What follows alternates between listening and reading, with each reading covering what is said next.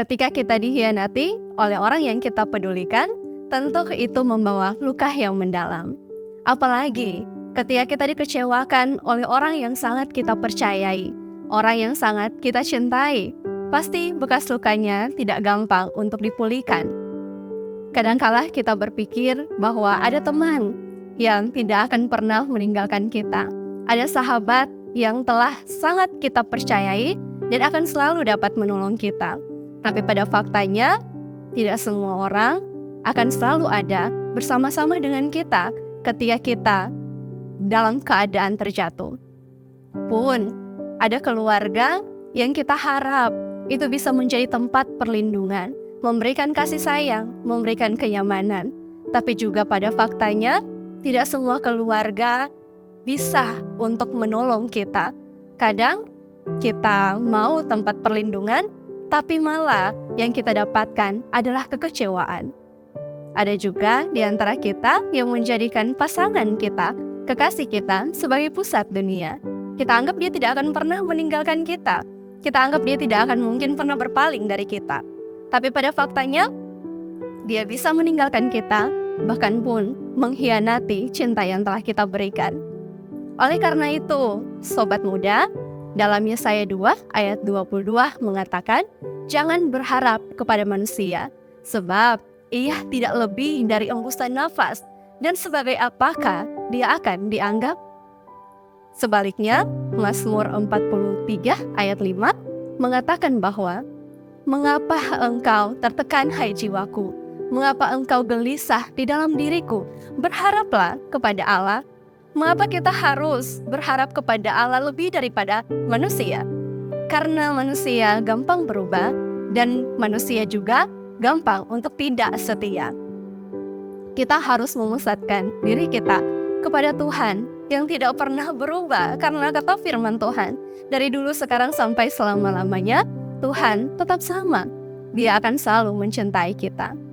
Fakta yang sama juga ditemukan oleh Raja Daud dalam perenungan kita di sepanjang minggu yang berjalan ini, dalam Mazmur 41 ayat 1-14 yang menyuguhkan tema sahabat karib yang berkhianat.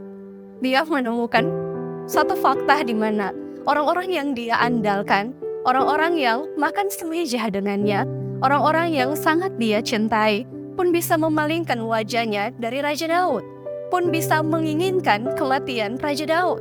Padahal dia telah menaruh harapan kepada mereka bahwa merekalah yang dapat menolongnya dikala dia jatuh.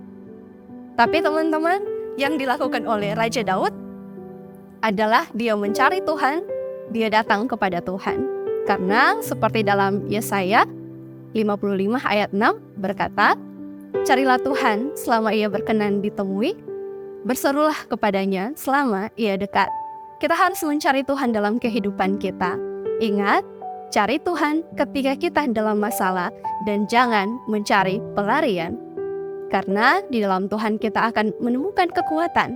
Tapi kalau seandainya kita dikhianati, kita dikecewakan, kita merasa tidak diterima, kita merasa dunia seakan-akan meninggalkan kita, dan kemudian kita mulai lari kepada narkoba, kepada seks bebas. Kita mulai menyakiti diri kita, menjadi pemuda yang pemberontak, menjadi pemuda yang terlibat dengan aksi kriminalitas.